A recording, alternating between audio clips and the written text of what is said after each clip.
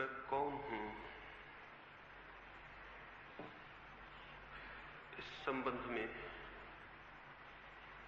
थोड़ी सी बातें कल मैंने आपसे कही।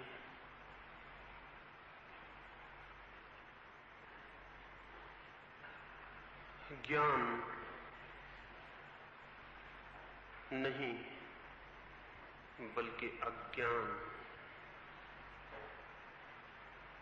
जानकारी नहीं बल्कि न जानने की स्थिति, स्टेट ऑफ नॉट नोइंग के संबंध में थोड़ी सी बातें कही।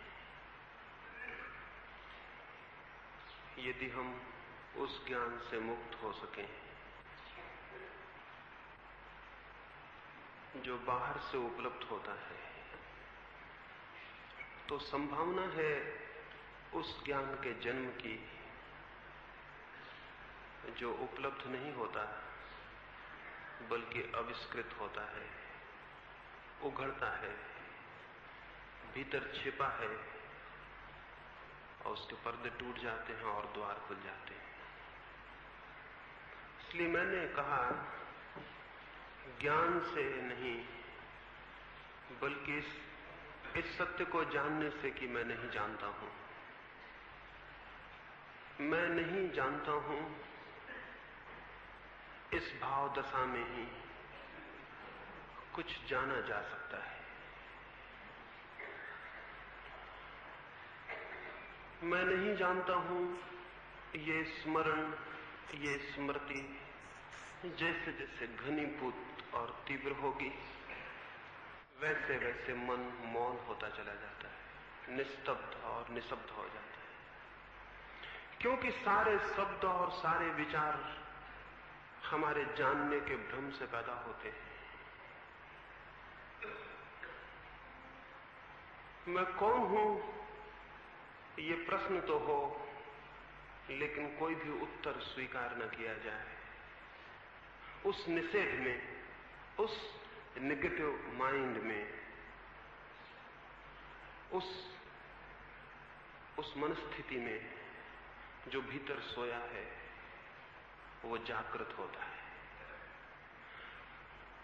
खटखटाएं द्वार को, पूछें कौन हूं, लेकिन किसी उत्तर को स्वीकार न करें। न वे उत्तर जो संसार सिखा देता है और न वे उत्तर जो कि धर्म और अध्यात्म के नाम पर सीख लिए जाते हैं। अगर सीखा हुआ सब भूला जा सके और हम प्राणों के द्वारों को खटखटा सकें, तो जैसा क्राइस्ट का वचन है, knock and the door shall be opened, खटखटाओ और द्वार खुल जाएंगे। तो मैं आपसे निवेदन करूं, जो खटखटाता है वो पाता है द्वार बंद ही नहीं थे, द्वार खुले ही हैं। लेकिन वे लोग जो जानने के भ्रम में हैं, खटखटाने से वंचित रह जाते हैं। वे लोग जो इस भ्रम में हैं कि हम जानते हैं, वो सारी संवेदनशीलता खो देते हैं जो जानने के लिए अनिवार्य है। ये कल मैंने आपसे कहा। आज की सुबह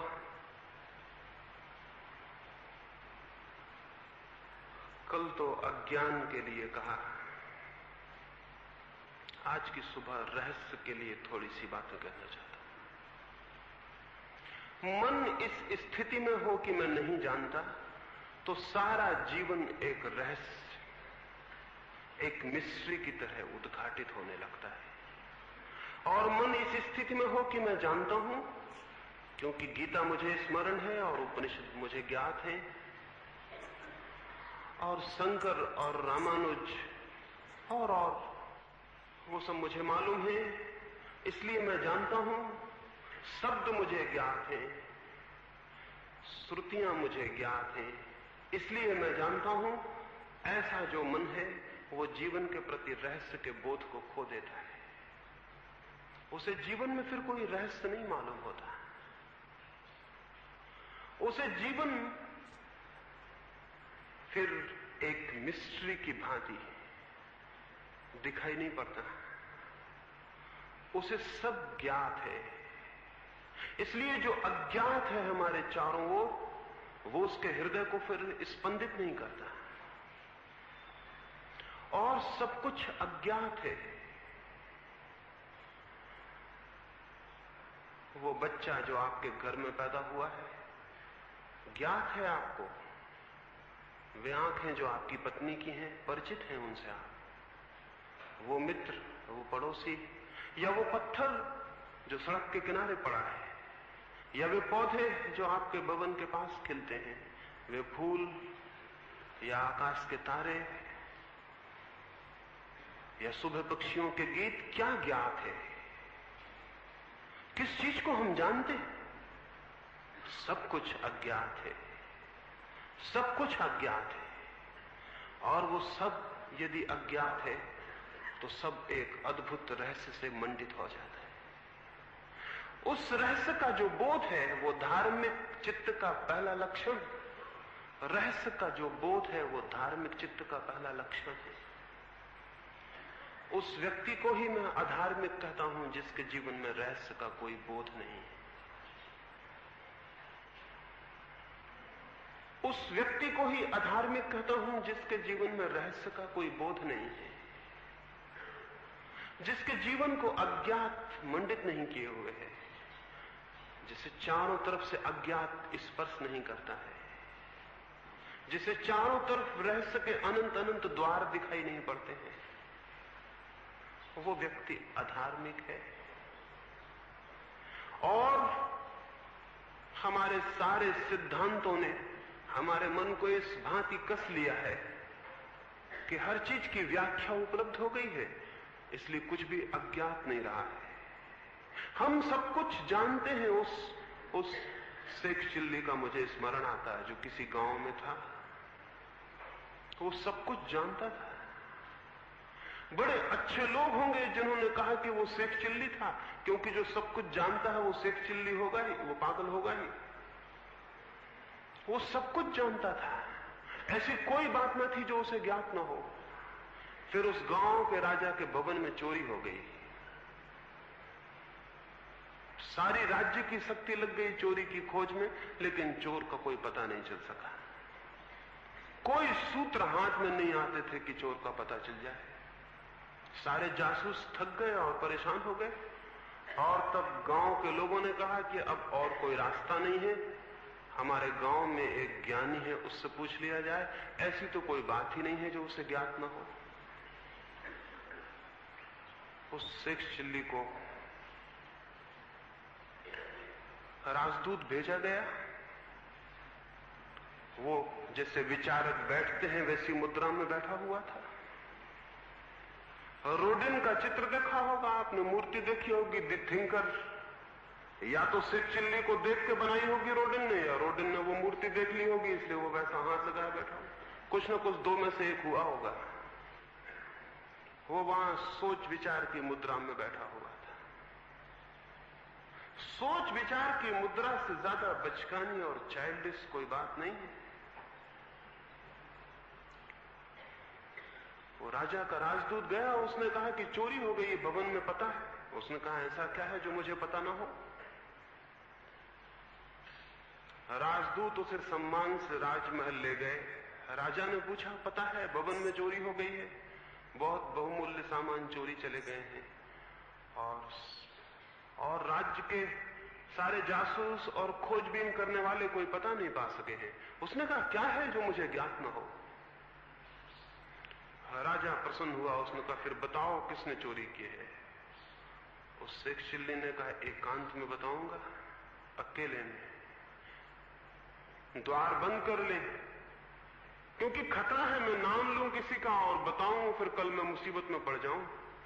तो द्वार बंद कर ले। द्वार बंद कर लिए गए।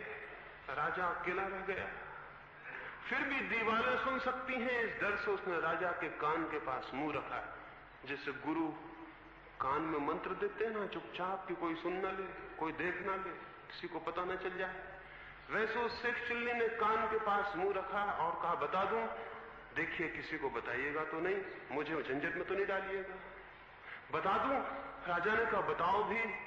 उसने बहुत धीरे से कान में कहा मालूम होता है किसी चोर ने चोरी की है।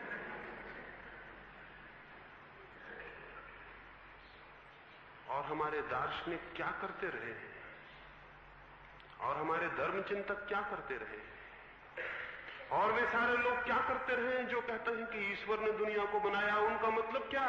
वो सारी खोजबीन के बाद, सिर पर हाथ रखने के बाद ये बताते हैं कि जरूर किसी बनाने वाले ने दुनिया को बनाया है। यही तो कहते हो। किसी चोर ने चोरी की है, यही तो कहते हैं। किसी बनाने वाले ने दुनिया को बनाया है, ये वो सारी खोजबीन के बाद कहते हैं। किसी चोर ने चोरी की है, किसी बनाने वाले ने दुनिया को बनाया है। ये सारे विचार का निष्कर्ष है। ये सारे हमारे ज्ञानी की घोषणा है। और ये जो सारी घोषणाएं हैं, ये जो सारे विचार हैं, ये जो सारे सिद्धांत हैं, हम पकड़ लेते हैं और जीवन का वो जो अज्ञात स्पंदन है, वो जो अज्ञात चोटें हैं, वो जो अज्ञात हवाएं हैं, फिर वो हमें स्पर्श नहीं करती। हम अपने सिद्धांतों में बंद होकर बैठ जाते हैं। सिद्धांतों में जो बंद है, उसमें सिद्धांतों में कोई झरोखे नहीं होते, कोई खिड़कियां नहीं होती, सिद्धांतों में कोई द्वार नहीं होते, सिद्धांतों में कोई समझौते नहीं होते। इसलिए सिद्धांत बिल्कुल बंद दीवार की तरह आदमी को भीतर बंद कर देते हैं और हर चीज जो उसके द्वार पर प्रश्न लेकर खड़ी आती है, वो हर चीज का उत्तर दे देता है कि ये ऐसा है, ये तुम्हारे पिछले जन्मों का फल है, ये भाग्य है, ये परमात्मा है, ये फला है, ये ढिका है। हर चीज का उत्तर दे देता है और जिस चीज का उत्तर दे देता है वो चीज उसके लिए रहस्य खो देती है। ये जो जीवन और ये जो जगत हमें इतना बोरडम, इतना उबाने वाला मालूम पड़ रहा है, ये हमारे ज्ञान की वजह से मालूम पड़ रहा है। इस जीवन में अगर हम सिद्धांतों की दीवार छोड़ के देखना शुरू करें, अगर ज्ञान को हटा के देखना शुरू करें, तो एक एक चीज कितनी अद्भुत है, कितनी नई। कुछ भी तो पुराना नहीं है, कुछ भी तो वैसा नहीं है जैसा कल था।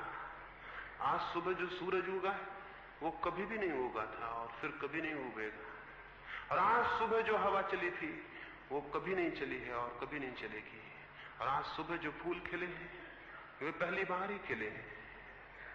और सब कुछ नया है और सब कुछ बहुत रहस्य से मंडित है। हम क्या जान पाए हैं अभी? एक बहुत बड़ा वैज्ञानिक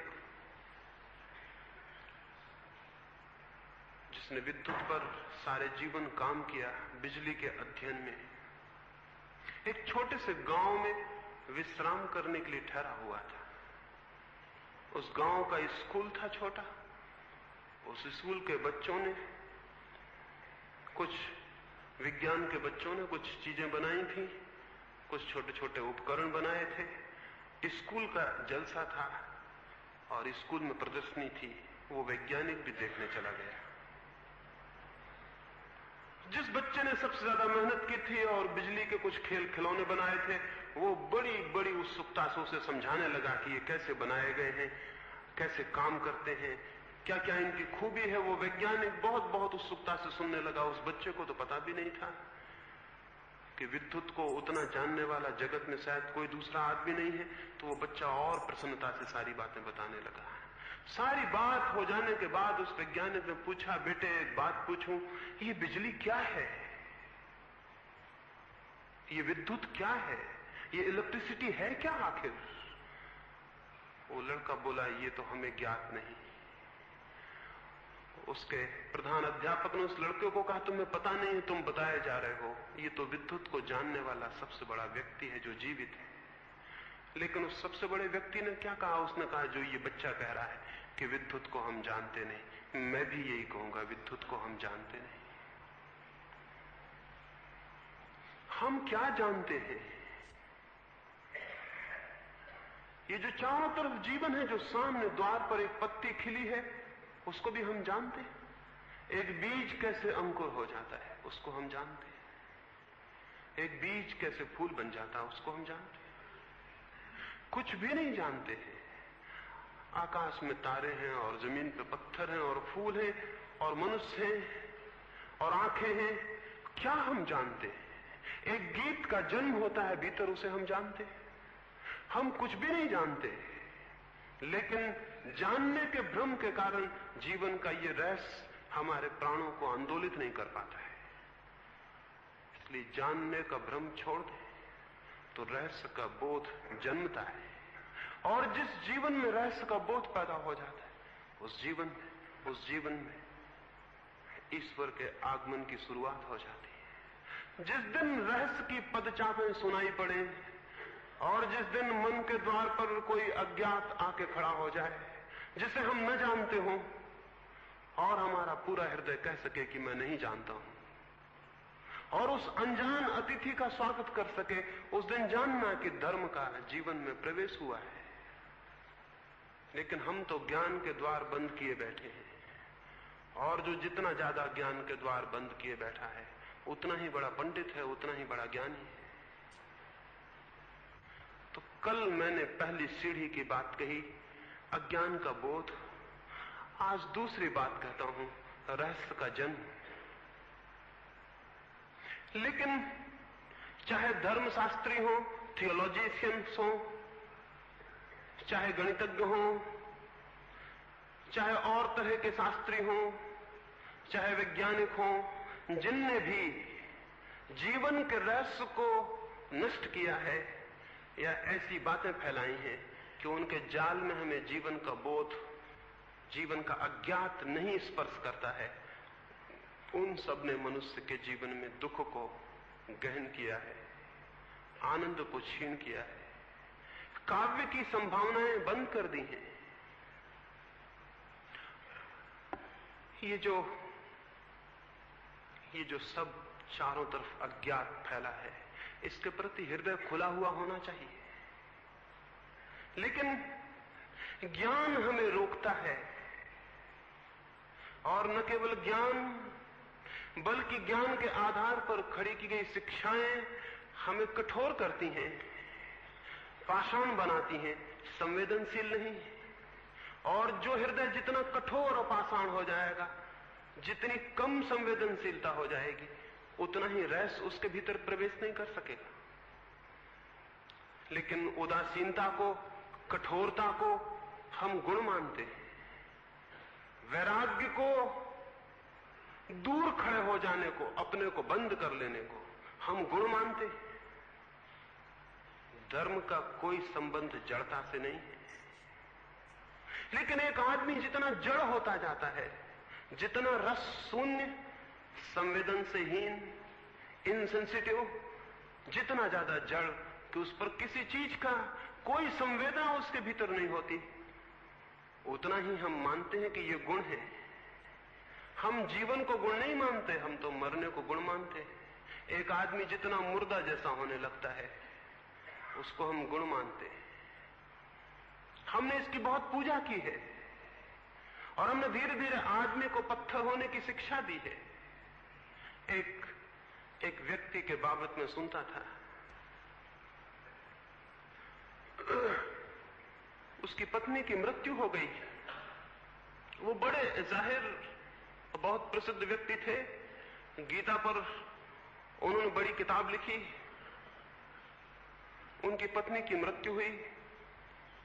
वो शायद गीता पर अपना भाष्य लिखते होंगे या किसी और ग्रंथ पर कोई काम करते होंगे। खबर दी गई, उन्हें जाके कहा गया कि तुम्हारी पत्नी ने श्वास छोड़ दी। उन्होंने घड़ी की तरफ देखा दीवार पर और कहा अभी तो 4:30 बजे हैं, मैं तो 5 बजे के पहले उठ नहीं सकता। 4:30 बजे थे, 5 बजे के उठने का उनका नियम था रोज। तो पत्नी की मृत्यु भी उन्हें 4:30 बजे नहीं उठा सकी।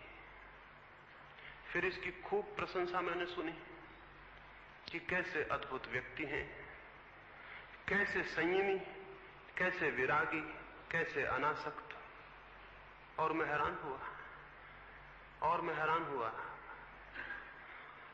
और ये जो आदर है, ऐसी कठोरता को, ऐसी हिंसा को, ये जो सम्मान है, और ऐसी बातों को जो महात्मा होना और सिद्ध होना और अनासक्त होना समझा जाता है। इन्होंने जीवन को सारे रस, जीवन के सारे आनंद से छीन कर दिया। जीवन को बहुत आघात पहुंचाए हैं ऐसे विचारों ने। किताब ज्यादा मूल्यवान है जिसको वो लिख रहे हैं, और एक जीवित व्यक्ति विलीन हो रहा है, वो मूल्यवान नहीं है। नियम ज्यादा मूल्यवान है। 5 बजे उठने का, तो मौत को भी आना है तो 5 बजे आना चाहिए, उसके पहले नहीं। उनके नियम से आना चाहिए। ये जो नियम वाले लोग हैं, ये जो प्रिंसिपल वाले लोग हैं, इनसे ज्यादा जड़, इनसे ज्यादा पाषाण हृदय और कोई भी नहीं होता है। इसकी खूब शिक्षा हुई है धर्म के नाम पर। और एक आदमी जितना अपने को कठोर कर ले, और कठोर कौन कर सकता है अपने को? ज्ञात है कौन कर सकता है? कौन कठोर? वही कर सकता है अपने को जो दूसरों के प्रति बहुत हिंसक होता है। अगर कहीं वो अपने प्रति हिंसक हो जाए तो कठोर हो सकता है। जो दूसरों के प्रति बहुत वायलेंट होता है, बहुत हिंसक होता है, दुष्ट होता है, अगर वो अपनी सारी दुष्टता को दूसरों से अलग कर ले तो वो अपने प्रति दुष्ट हो जाएगा। जो दूसरों के प्रति बहुत हिंसक होता है, अगर वो अपनी हिंसा को दूसरों से खींच ले तो वो अपने प्रति हिंसक हो जाएगा। तब वो अपने को सताना शुरू कर देगा। मैं आपसे निवेदन करता हूं, चाहे कोई दूसरे को सताए चाहे अपने को, इसमें कोई भेद नहीं है, दोनों ही सताना, इसमें कोई भेद नहीं है। जो लोग दूसरों को सताना जबरदस्ती रोक लेते हैं और बंद कर देते हैं, वो अपने को सताना शुरू कर देते हैं, और इसे हम साधना समझते हैं। इसे हम साधना समझते हैं। कोई अपनी आंखें फोड़ लेता है तो हम समझते हैं कितनी बड़ी साधना,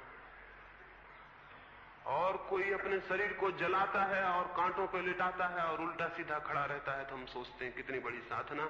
और इस सब भांति वो कठोर होता चला जाता है, और उसके सारे संवेदना के तंतु जड़ होते चले जाते हैं। न उसे फिर सौंदर्य का बोध होता है, न उसे फिर जीवन के रहस्य का अनुभव होता है, और उसके सारी खिड़कियां, सारे झरोखे सब बंद हो जाते हैं। वो एक अहंकार की प्रतिमा होकर खड़ा रह जाता है। ये जो सारी संवेदनहीनता को प्रशिक्षित करने की सारी शिक्षाएं हैं, ये इन्होंने मनुष्य को धार्मिक नहीं होने दिया है। एक साधु के बाबत मैंने सुना, वे कोई 15 वर्ष पहले अपने घर द्वार को छोड़कर, अपनी पत्नी और बच्चों को छोड़ के साधु हो गए थे। 15 वर्ष बाद काशी में थे और खबर आई कि उनकी पत्नी मर गई। तो वे हंसे और बोले, चलो झंझट मिटी। मैं बहुत हैरान हुआ। जिनने मुझे खबर दी उन्होंने कहा कि कैसे परम त्यागी हैं, कि उन्होंने कहा पत्नी के मरने पर कि चलो झंझट मिटी। मैंने कहा मैं बहुत हैरान हूं, 15 वर्ष पहले जिसे छोड़ के चले आए थे वो अब भी झंझट थी? क्या अर्थ है इस बात का? वो पत्नी अब भी झंझट थी जो उसके मरने से मिटी, और जो 15 वर्ष छोड़ने से जिसकी झंझट नहीं मिटी थी उसके मरने से क्या मिट जाएगी? 15 वर्ष दूर रहने से जो नहीं मिटी थी अब और क्या फर्क पड़ जाएगा? मैंने कहा, और ये भी स्मरण रखें कि जिस आदमी ने ये कहा हो पत्नी के मरने पर कि मेरी झंझट मिटी, वो आदमी मन ही मन में कई दफे सोचा होगा कि ये मर जाए। निश्चित, इसमें कोई शक नहीं हो सकता, उसने कई बार सोचा होगा कि ये मर जाए। तभी तो मरने से लगा कि झंझट मिटी। ये कठोर, क्रूर और हिंसक हृदय हैं। ये बहुत गहरी हिंसा से भरे हुए हृदय हैं, और ये जीवन के समस्त रहस्य के प्रति जड़ हो जाते हैं। और फिर इनकी परमात्मा की और ब्रह्म की और आत्मा की सारी बातें झूठी और थोथी होती हैं, क्योंकि जहां जीवन में रहस्य नहीं, संवेदना नहीं, जहां जीवन के प्रति सब खुला हुआ हृदय नहीं, वहां कहां परमात्मा प्रवेश करेगा? वहां कहां वे पैर, वे पगचापें सुनाई पड़ेंगी, कहां वो संगीत पैदा होगा। इसलिए मैं निवेदन करता हूं, धर्म को, धार्मिक जीवन को कठोर हृदय लोगों ने, जिन्होंने अपनी सारी कठोरता को अपने ऊपर लौटा लिया है, उन सारे लोगों ने धर्म को नुकसान पहुंचाया है। उन्होंने धर्म के जन्म को ही रोक दिया है, अवरुद्ध कर दिया, कुंठित कर दिया है। इसलिए मैं कहता हूं, वे लोग नहीं जो कांटों पर लेटे हैं, वे लोग नहीं जो लंबे उपवास करके मरने के आयोजन कर रहे हैं, वे लोग नहीं जो धूप शीत जबरदस्ती सह के शरीर को कष्ट दे रहे हों, वे लोग नहीं जो अपने ही शत्रु होकर खड़े हो गए हैं। उन लोगों ने नहीं जाना है, नहीं जान सकते हैं, नहीं जान सकते हैं उसको जो परमात्मा है। वरन वे लोग जिन्होंने अपने हृदय को सरल किया है, प्रेम से भरा है, जिन्होंने सौंदर्य को पहचाना है और अनुभव किया है, और जिन्होंने जीवन के रहस्य को द्वार दिया है अपने भीतर, उन लोगों ने कहीं जाना है, कहीं ज्यादा जाना है, उन्होंने कहीं ज्यादा जिया है। जैसा मैंने कल संध्या कहा, शायद महात्माओं ने उतना नहीं, साधुओं ने उतना नहीं, वरन उन लोगों ने जिनके जीवन में काव्य है, प्रेम है, सौंदर्य है, संगीत है, उनने कहीं ज्यादा जाना है और जिया है। उन्होंने कहीं ज्यादा पाया है, कहीं वे ज्यादा हुए हैं, कहीं उनके भीतर कोई अवतरित हुआ है, कोई अज्ञात संगीत उनके भीतर पैदा हुआ है, उन्होंने कोई अज्ञात ध्वनि सुनी है, उन्होंने कोई अननोन, वो जो सब तरफ हमें घेरे है, उससे कोई संबंध पाया है, कोई तालमेल, कोई हार्मनी, कोई जोड़ उनका हुआ है चारों तरफ जो फैला है उससे। उनका नहीं जिन्होंने अपनी अस्मिता को साधा हो और जो कठोर होते गए हों और धीरे धीरे अहंकार की प्रतिमाएं होकर रह गए हों। उनने नहीं, बल्कि उनने जो विरल हो गए हों, तरल हो गए हों, जो पिघलते गए हों और जिन्हें खोजना मुश्किल हो गया हो बाद में कि वो कहां है, उनने शायद जाना है। वे ही जान सकते हैं, कोई और जान नहीं सकता। संवेदनशील हृदय ही ज्ञान को उपलब्ध होता है, कोई और नहीं। तो मन तो न जानने की स्थिति में हो और हृदय संवेदना का स्पंदन से भरा हो। मन तो न जानने की स्थिति में हो, स्टेट ऑफ नॉट नोइंग में हो, और हृदय के सारे द्वार खुले हो रहस्य के लिए। हृदय रहस्य से पूर्ण होता चला जाए और मन और बुद्धि ज्ञान से शून्य होती चली जाए, तो वो घटना घटती है जहां जाना जाता है कि मैं कौन, और जहां जाना जाता है कि सब क्या है। ये जो हृदय का स्पंदन है, इस पर थोड़ी सी बात विचार कर लेनी जरूरी है। और ये जो मैं कह रहा हूं कि काव्यशील हृदय जान पाते हैं, तो इससे ये मतलब मत समझ लेना कि जो कविताएं लिखते हैं वो जान पाते हैं, क्योंकि कविताएं लिखना बहुत आसान है और काव्यपूर्ण होना बहुत कठिन। सभी कविताओं में काव्य नहीं होता है, और सभी कवि काव्य हृदय से पूर्ण नहीं होते। शब्दों के तर्क से फिलोसफी पैदा हो जाती, शब्दों की तुक से कविता पैदा हो जाती है, और तुकबंदी में कुशल भी कवि हो सकते हैं।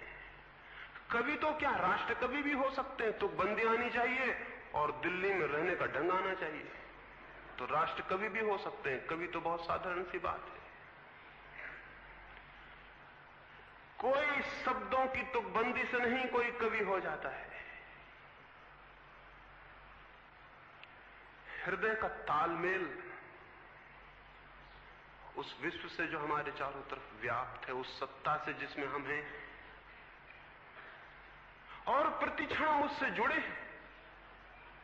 प्रतिक्षण कुछ हमारे भीतर से बाहर जाता है और कुछ हमारे भीतर आता है। बाहर और भीतर के शब्द दो विरोधी शब्द नहीं है, और बाहर भीतर कोई दो विरोधी आयाम नहीं है, कोई दो विरोधी डायमेंशन नहीं है। बाहर और भीतर किसी एक ही चीज के दो छोर हैं। समुद्र में तूफान आता है, अज्ञात किनारों तक आग की लहरें छू जाती हैं और फिर वापस लौट जाती हैं।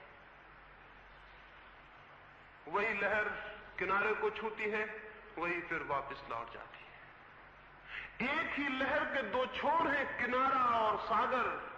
जिसे छूती है वो और जिसे छू के लौट जाती है वो। मेरी श्वास, आपकी श्वास प्रति क्षण बाहर जा रही है और फिर भीतर आ रही है और फिर बाहर जा रही है। श्वास के दो छोरों पर एक तरफ बाहर है, एक भीतर। बाहर और भीतर दो विरोधी बातें नहीं, बल्कि किसी एक ही चीज के दो छोर हैं। और जो इतना लीन हो जाता है कि बाहर और भीतर दो न रह जाएं, बल्कि किसी एक छोर का अनुभव होने लगे, तो तालमेल पैदा हुआ, तो काव्य पैदा हुआ। तो ऐसी स्थिति में काव्य से हृदय परिपूर्ण होगा, जब बाहर और भीतर दो न रह जाएं। सुकरात एक रात घर वापस नहीं लौटा। चिंतित हुए होंगे मित्र, खोजने गए, देखा तो एक वृक्ष से टिका हुआ था। बर्फ पड़ गई थी और पैर जड़ हो गए होंगे और पलकें एकटक टिकी थी और आंखें तारों को देख रही थी। उन्होंने जाके हिलाया, बहुत हिलाया, तो जैसे वो कहीं से वापस लौटा। और उसने कहा, क्या बात है, क्या बहुत देर हो गई? उसके मित्रों ने कहा, रात बीतने को है, पैर जड़ हो गए होंगे, बर्फ पड़ी है, सर्द हवाएं हैं, क्या कर रहे हैं? उसने कहा, कर कुछ भी नहीं रहा था, तारों से एक हो गया था, मैं था ही नहीं। कुछ था जो मेरे और तारों के बीच था, मैं नहीं था। तालमेल, हार्मनी। चीन में एक राजा को एक मुर्गे की मोहर बनवानी थी, राज्य की सील बनवानी थी, राज्य का प्रतीक बनवाना था। उसने खबर भेजी गांव-गांव में कि कोई चित्रकार जो सबसे श्रेष्ठ मुर्गे के चित्र को बना लाएगा, उसे बहुत पुरस्कार दिया जाएगा।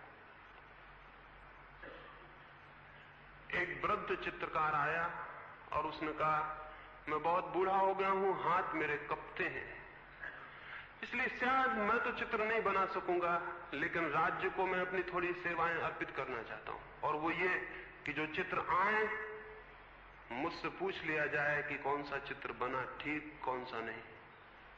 और जब तक मैं स्वीकृति न दूं, तो राज्य की मोहर न बनाई जाए।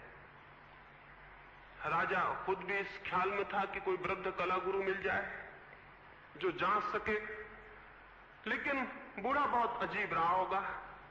जो भी चित्र आए सुंदर से सुंदर, वो एक बंद कमरे में जाता और लौटता और कहता कि नहीं, अभी चित्र बना नहीं, वापस भिजवा देता।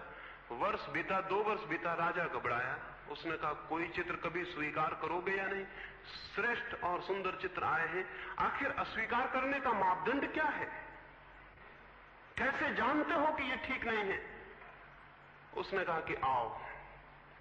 वो अपने कमरे में ले गया और उसने राजा से कहा कि चित्रों को मैं यहां रखता हूं और एक मुर्गे को कमरे के भीतर लाता हूं। अगर वो मुर्गा उस चित्र को पहचान लेता है, उस चित्र में बने मुर्गे को, तो मैं समझूंगा कि हाँ चित्र बना। और अगर मुर्गा बिना उसे देखे कमरे में घूमता रहता है और निकल जाता है, तो मैं समझता हूं कि नहीं बना। जिसने बनाया है उसने दूर से बनाया, उससे मुर्गे का कोई तालमेल नहीं है। राजा बहुत हैरान हुआ कि मैंने कभी कल्पना भी न की थी कि मुर्गों के द्वारा परीक्षा करवाई जा रही होगी चित्रों की। और मुर्गे क्या समझेंगे? लेकिन उस चित्रकार ने कहा कि जिस दिन बनेगा मुर्गे का चित्र, उस दिन मुर्गा नहीं समझेगा तो कौन समझेगा? बाहर आके मुर्गा ठिठक के खड़ा हो जाएगा, लड़ने को तैयार हो जाएगा, आवाज दे देगा, दूसरा मुर्गा भीतर होगा। लेकिन चित्र अगर मुर्दे थे तो मुर्गे नहीं पहचानेंगे, वो निकलेंगे, घूम के निकल जाएंगे। कोई आदमी पहचान सकता है कि मुर्गे का है, लेकिन जब मुर्गा पहचान ले तो कोई बात हुई। लेकिन नहीं, कोई ऐसा चित्र नहीं आ सका। जिन्होंने बनाया था वे चित्रकार न रहे होंगे, उन्होंने मुर्गे के शरीर को तो बना दिया था, लेकिन मुर्गे की आत्मा को नहीं पकड़ पाए थे। शरीर को तो बना देना बहुत सरल है, आत्मा को, लेकिन आत्मा को तो वो ही पकड़ सकता है जो आत्मा के साथ एक हो जाए। आखिर उस बूढ़े ने कहा कि नहीं, ये नहीं होगा, मुझे खुद ही बनाना पड़ेगा। लेकिन बड़ी कठिनाई है, मैं बच पाऊं न बच पाऊं, इसलिए तो मैंने कहा था कि 70 वर्ष का हुआ बूढ़ा हूं, लेकिन मुझे ही बनाना पड़ेगा। राजा ने कहा 2 वर्ष व्यर्थ खोए, कभी का बना देते। उसने कहा कि नहीं, अभी 3 वर्ष और लग जाएंगे। राजा ने क्या किया, इतना कठिन है बनाना? उसने कहा बनाना कठिन नहीं, लेकिन मुर्गे के साथ एक हो जाना बड़ा कठिन है। तो मुझे 3 वर्ष के लिए छुट्टी दे दी जाए। अब मैं जंगल जाता हूं और देखता हूं कि इस बुढ़ापे में तालमेल बन सकता कि नहीं बन सकता। वो कलाकार जंगल गया। कोई 6 महीने बाद राजा ने अपने कुछ मित्रों को भेजा कि जाओ देखो वो जिंदा है या नहीं, और करता क्या है वहां, और जंगल में कितने दिन लगाएगा। लोग गए, वो जंगली मुर्गों के पास लेटा हुआ था और उसने वापस लौटा दिया कि अभी बहुत देर है, अभी बहुत देर है, जब तक मैं मुर्गा ना हो जाऊं तब तक आना मत। लौट के उन्होंने कहा कि पागल है मालूम होता वो बूढ़ा, वो कहता जब तक मैं मुर्गा ना हो जाऊं वो मुर्गा हो जाएगा, तो मुर्गा बनाएगा कौन? मुर्गे तो वैसे ही बहुत है। लेकिन 3 वर्ष प्रतीक्षा करनी पड़ी और 3 वर्ष बाद लोग उसे पकड़ के लाए। वो आया तो उसने आके राज दरबार में जोर से मुर्गे की बांग दी। सारे दरबारी हैरान हो गए और उन्होंने कहा कि तो ठीक है कि आप बांग देना सीखा है, लेकिन चित्र कहां है? उसने कहा चित्र बना देना तो अब एक क्षण का काम है, आत्मा को पकड़ना था, वो बहुत मुश्किल था, वो हो गया। मैंने मुर्गे को भीतर से जाना और तब उसने तूलिकाएं बुलाई और वहीं खड़े खड़े चित्र बना दिया और मुर्गे लाए गए। वे मुर्गे देख के उस मुर्गे को घबरा के खड़े हो गए और आवाज देने लगे। वो मुर्गा जिंदा था, कहीं किसी तालमेल से, किसी हारमोनी से पैदा हुआ था। उन्होंने जाना है जिन्होंने जीवन के प्रति कोई तालमेल उपलब्ध कर लिया है, कोई एकता, कोई एकतांता उपलब्ध कर ली है। लेकिन वो व्यक्ति जो अपने हृदय को कठोर कर लेता है और सारे संवेदना के द्वार बंद कर लेता है, वो कैसे एक हो पाएगा? नहीं हो पाएगा, नहीं हो पाएगा, कोई रास्ता नहीं है उसके एक हो जाने का। इसलिए वो धर्म जो तोड़ता हो जीवन के रस से, जो तोड़ता हो जीवन के रहस्य से, जो तोड़ता हो जीवन के आंसुओं से और जीवन की मुस्कुराहटों से, जो कठोर करता हो और पाषाण बनाता हो, वो धर्म नहीं है, वो केवल अहंकार की पूजा है। और व्यक्ति जितना कठोर होता जाता है उतनी उसकी अस्मिता गहरी और घनी होती जाती है। अहंकार की पूजा धर्म नहीं है। एक साधु मरा, उसके शिष्य के बाबत बड़ी ख्याति थी, बड़ी ख्याति थी, लेकिन साधु मरा, गुरु मरा, तो वो जो शिष्य था जिसकी बड़ी ख्याति थी वो तो रोने लगा, उसकी आंख से आंसू गिरने लगे।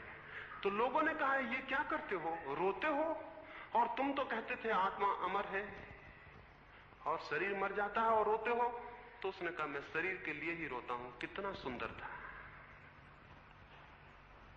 कितना अद्भुत था, कितना रहस्यपूर्ण था। आत्मा के लिए रोता भी नहीं, मैं शरीर के लिए ही रोता हूं। उसके मित्रों ने कहा तुम रोते हो, यही देख के हमें हैरानी होती है, क्योंकि हम तो सोचते हैं कि जिनकी आंखों में आंसू ना आ सके और जिनके चेहरों पर मुस्कुराहट ना आ सके वही लोग सन्यासी हैं, वही लोग साधु। उस व्यक्ति ने कहा कभी मैं भी वैसा ही सोचता था। आंखें पत्थर जैसी बनाई जा सकती हैं और ओंठ ऐसे सख्त बनाए जा सकते हैं कि उन तो मुस्कुराहट लानी भी हो तो न लाई जा सके, और आंखें ऐसी पत्थर बनाई जा सकती हैं कि आंसू उनमें ना आए, लेकिन तब भीतर हृदय भी पत्थर हो जाता है और तब भीतर भी पाषाण हो जाता है और तब भीतर भी जड़ता हो जाती है और जितना भीतर सब जड़ हो जाता है, उतनी तरलता खो जाती, उतनी संवेदनशीलता खो जाती, उतने जोड़ खो जाते हैं, उतने मिलन के सब रास्ते खो जाते हैं। धर्म है मिलन, धर्म है जुड़ जाना, धर्म है सबसे जुड़ जाना। कैसे जुड़ेंगे अगर हम अपने को तोड़ते चले गए? तो इसलिए मैंने कहा काव्यपूर्ण हृदय चाहिए, काव्यपूर्ण हृदय चाहिए, गीत से भरा हुआ, संवेदनशील जीवन जो चारों तरफ फैला है, उसकी प्रत्येक संवेदना को अनुभव करता हुआ। ना ऐसा हो, ऐसा ना हो पाए तो फिर कोई रास्ता नहीं है, फिर कोई मार्ग नहीं है, फिर कोई द्वार नहीं है, फिर पहुंचने की कोई सुविधा नहीं है, फिर नहीं पहुंचा जा सकता परमात्मा तक। बैठ के राम राम जपने से कोई नहीं पहुंचता है, और न मंत्रों के पाठ से, और न मंदिरों की पूजा से। क्योंकि हम तो देखते हैं कि मंदिरों में जाने वाले और भी जड़ हो जाते हैं। आखिर मंदिरों में जाने वाले लोगों ने क्या नहीं किया है दुनिया में? कितनी हिंसा उनके नाम पर है।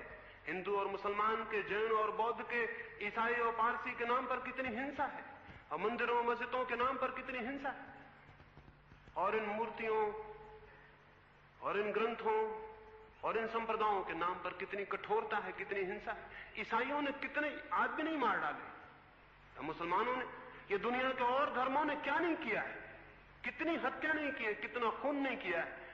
ये कैसे संभव हुआ है? ये कठोरता कैसे संभव हुई है? ये उसी कठोर पाषाण हृदय की शिक्षा से संभव हुआ है। वो हृदय जो संवेदनशील हो गए हैं, संवेदनहीन हो गए हैं, जिन्होंने संवेदना खो दी है, उनकी मूर्तियां खतरनाक हो जाएंगी, उनके मंदिर खतरनाक हो जाएंगे।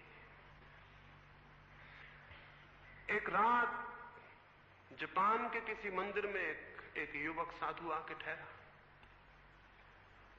रात थी बहुत सर्द, बहुत ठंडी। वो मंदिर में गया, लकड़ी की मूर्तियां थी, बुद्ध की एक मूर्ति उठा लाया और आग लगा के सेकने लगा, तापने लगा। मंदिर में आग लगी, लकड़ियां चिटकी होंगी मूर्ति की। पुजारी जागा होगा, भागा हुआ आया, देखा तो वेदी पर 3 प्रतिमाएं थीं, 2 ही बची हैं। घबरा गया, आके देखा तो प्रतिमा तो जल चुकी है। वो साधु बैठ के ताप रहा है। पुजारी सोच सकते हैं किस हालत में नहीं आ गया होगा। उसने उस साधु की गर्दन पकड़ लिया और कहा, पागल ये क्या किया? भगवान को जला डाला? वो साधु बोला, भगवान? एक छोटी सी लकड़ी उठा के वो राख को कुरेदने लगा। उस पुजारी ने पूछा, क्या करते हो? उसने कहा, भगवान की अस्थियां खोजता हूं। वो पुजारी ने गर्दन छोड़ दी और कहा, मैं तो समझ ही गया कि तुम पागल हो। एक तो मूर्ति जला डाली और अब दूसरा पागलपन ये करते हो कि अस्थियां खोजते हो। लकड़ी की मूर्ति में अस्थियां कहां? तो साधु ने कहा, मित्र, रात अभी बहुत बाकी है और सर्दी भी बहुत है, मूर्तियां 2 और रखी हैं, एक और उठा लाओ। लेकिन पुजारी ने तो धक्के देके उस आदमी को बाहर निकाल दिया। और सुबह गांव के लोगों ने क्या देखा? वो आदमी सड़क के किनारे पत्थर को रख के उसकी पूजा कर रहा था। तो लोगों ने कहा, बड़े पागल मालूम होते हो, भगवान की मूर्ति जला दी और पत्थर की पूजा करते हो। उस आदमी ने कहा, जहां भी देखता हूं भगवान को ही देखता हूं, और जो आंखें मंदिर की मूर्ति में ही भगवान को देखती हैं, वे आंखें सारे संसार में कैसे भगवान को देख सकेंगी? और तो लकड़ी की मूर्ति थी, उसमें भी भगवान था, तो जो आग की लपटें थी उनमें भी भगवान था, और ये जो गरीब साधु आग ताप रहा था, इसमें भी भगवान ही था। इस पत्थर में भी भगवान है। ऐसे पूजा 24 घंटे चल रही है।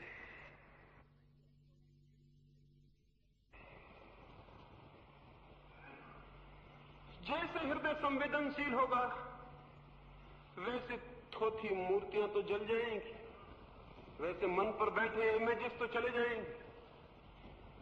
क्योंकि सभी मूर्तियां संकुचित करती हैं और संकीर्ण करती हैं और रोकती हैं, आबद्ध करती हैं, लेकिन किसी विराट अमूर्त भगवान का धीरे धीरे स्मरण और बोध शुरू होगा और उसकी पूजा श्वास श्वास से चलनी शुरू हो जाएगी और रास्ते पर भौंकते कुत्ते में भी वो दिखाई पड़ेगा, आकाश के तारों में भी। लेकिन बहुत आसान है आकाश के तारों में देख लेना, घर के बच्चे में भी वही दिखाई पड़ेगा, पत्नी में भी, पति में भी, सब तरफ, सब कुछ में। उसे देखने के लिए, उसे जानने के लिए और उसे बाहर सब तरफ जो अनुभव न कर पाए उस रहस्य को, तो उसकी लौटती धारा भीतर भी अनुभव न कर पाएगी। जब बाहर सब तरफ रहस्य से भर जाता है हृदय, तो श्वासें जब भीतर की तरफ लौटती हैं तो भीतर भी रहस्य का अनुभव होता है। बाहर जो यात्रा हो रही है वही तो भीतर लौट रही है, वही श्वासें जो बाहर जा रही हैं भीतर आ रही हैं, वही प्राण, वही बोध बाहर और भीतर डोल रहा है। बाहर जब अनुभव होगा रहस्य का तो भीतर भी। राबिया एक दिन अपने झोपड़े में बैठी थी, बाहर उसका एक मित्र आया हुआ था। सुबह सूरज उगने लगा, बड़ी सुंदर सुबह थी, सभी सुबह सुंदर होती।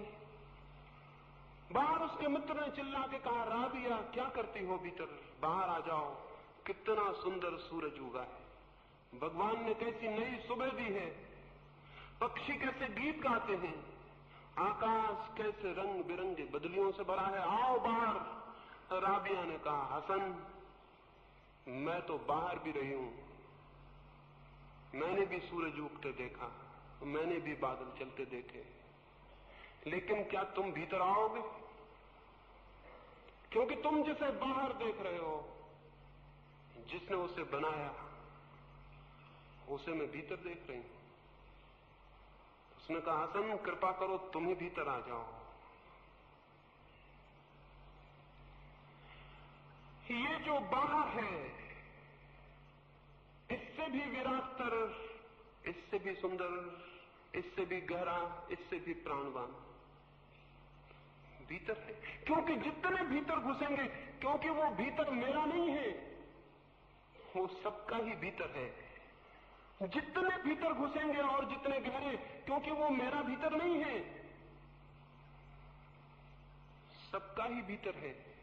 जैसे जैसे हम केंद्र की तरफ और गहरे जाएंगे, वैसे वैसे और विराट और रहस्य और सूक्ष्म के दर्शन होने शुरू हो जाएंगे। वैसे वैसे और अज्ञात और अज्ञात हमें छूने और स्पर्श करने लगेगा।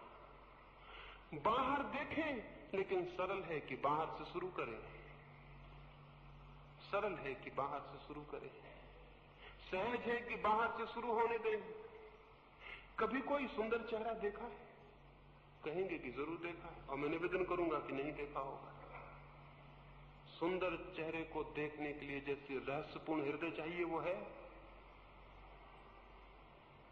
सुंदर आंखें देखी हैं? कभी कोई मौन आंखें देखी हैं? कभी कुछ सुंदर देखा है? अगर देखा होता तो यहां कैसे आते? यहां आने की क्या जरूरत थी? यहां आने का क्या प्रयोजन था? यहां घंटे भर इस बंद भवन में बैठने का कौन सा कारण था? बाहर सुंदर मौजूद है, सूरज आज भी निकला है, किरणें आज भी फैल रही हैं, पत्ते आज भी हंसते होंगे, फूल आज भी खिले होंगे, पक्षी आज भी गीत गाए होंगे, बाहर सब मौजूद है, यहां बैठने का क्या कारण था? मैं तो उस दिन की रोज रोज प्रतीक्षा करता हूं जिस दिन मैं आऊं और पाऊं कि भवन खाली है और कोई भी नहीं आया, क्योंकि बाहर सूरज है, बाहर तारे हैं, वहां लोग हैं। तो उस दिन खुश हो जाए मन, आनंद से भर जाऊं। कोई भी अब नहीं आता सुनने, क्योंकि बाहर लोग देखने में तल्लीन हैं, होने में, जानने में। लेकिन हम तो शब्दों में जीते हैं, शब्दों को पकड़ते हैं और शब्दों से भर लेते हैं, और शब्दों से भरा हुआ हृदय सब संवेदना खो देता है। शब्द से खाली हो, सौंदर्य से भरे, ज्ञान से खाली हो और रहस्य से भरे, और ज्ञात को छोड़ें और अज्ञात को आने दें। और जैसे जैसे हृदय अज्ञात से भरता जाएगा, वैसे वैसे जानेंगे क्या है बाहर, वैसे वैसे जानेंगे क्या है भीतर, और तब तो भीतर और बाहर के भेद गिर जाते हैं। तब तो सिर्फ जानना रह जाता है, तब तो सिर्फ होना रह जाता है। उस होने में ही उसका बोध है।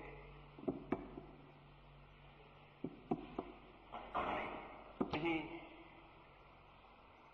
उस बस हो जाने में ही उसका अनुभव है। मैं कौन हूं उसका वहां उत्तर है, लेकिन वो इसका उत्तर नहीं होगा कि मैं कौन हूं, वो इसका भी उत्तर होगा कि सब क्या है। जिस दिन मैं अपने इस भीतर छुपे हुए रहस्य को जानने में समर्थ हो जाऊं, मैं सबके भीतर उस रहस्य को जानने में समर्थ हो जाता हूं। तो खटखटाएं, पूछें, भीतर से भीतर उठने दें इस प्रश्न को, और किसी उत्तर को न पकड़ें, और देखें बाहर, आंखें खोलें और पहचानें बाहर अज्ञात को, और किसी उत्तर को बीच में न आने दें, किसी व्याख्या को बीच में न आने दें। तो मैंने कल और आज दो बातें कही हैं। पूछे मैं कौन हूं, और किसी सीखे हुए उत्तर को बीच में न आने दें, और देखें बाहर की क्या है, और किसी व्याख्या को, किसी सिद्धांत को बीच में न आने दें। तो बाहर रहस्य का बोध होगा और भीतर भी। और जब दोनों के बीच तालमेल होगा, दोनों के बीच हार्मनी होगी, संगीत होगा, संवाद होगा, तो उसका जन्म होता है जिसे मैं ज्ञान कहूं। तो उसके द्वार खुलते हैं जो ज्ञान है, और साथ ही उसके भी द्वार खुल जाते हैं जो प्रेम है। क्योंकि रहस्य प्रेम को जन्म दे देता है, और उसके भी द्वार खुल जाते हैं जो आनंद है। क्योंकि आनंद प्रेम की सुगंध के अतिरिक्त और कुछ भी नहीं। लेकिन जो कठोर हैं वे अभागे हैं, और जो सब भांति कठोर होते चले जाते हैं, तथाकथित साधक जो सब भांति कठोर होते चले जाते हैं और अपने को रोकते चले जाते हैं, वे जड़ हो जाते हैं और पत्थर हो जाते हैं। जरूर वे ये घोषणाएं कर सकते हैं, अहम ब्रह्मास्मि, में ब्रह्म हूं और फलां और ढिकां, लेकिन वे जान नहीं सकते। वे जान नहीं सकते, क्योंकि वे जानते तो ब्रह्म बच रहता और मैं खो जाता। क्योंकि वे जानते तो वे कहते ब्रह्म है और मैं नहीं हूं, लेकिन वे कहते मैं ब्रह्म हूं। वे जानते तो वे कहते कि ब्रह्म है और मैं नहीं हूं। और इस होने में ही सारी कृतार्थता और धन्यता छिपी है। ये थोड़ी सी बातें आज कहीं, कुछ ख्याल में आएगा तो कल कुछ और इस संबंध में कहूंगा। शायद थोड़ी सी बातें कहने जैसी और हों, लेकिन कहने का तो कोई बहुत मूल्य नहीं है। सुनने का मूल्य है। मेरा काम तो मैं पूरा कर देता हूं कहने का, पता नहीं आप सुनते हैं या नहीं सुनते, वो आपकी तरफ है। थोड़ी सी बातें कल और कहूंगा। प्रेम से मेरी बातों को सुना है। परमात्मा करे इतने ही प्रेम से परमात्मा को सुन सकें। प्रेम से इतनी देर, इतने क्षण यहां बैठे हैं, परमात्मा करे इतनी ही देर कभी चांद के नीचे, तारों के नीचे बैठ सके। वहां कुछ है, निश्चित ही वहां कुछ है। और अगर भीतर थोड़ी भी स्फुरना होगी तो वहां कुछ मिलेगा, वहां कुछ उपलब्ध होगा। और जब वहां कुछ दिखेगा और मिलेगा तो लौटती धारा में भीतर भी कुछ पाया जाएगा, भीतर भी कुछ उपलब्ध होगा। सबके भीतर बैठे परमात्मा को प्रणाम करता हूं। मेरे प्रणाम स्वीकार करें।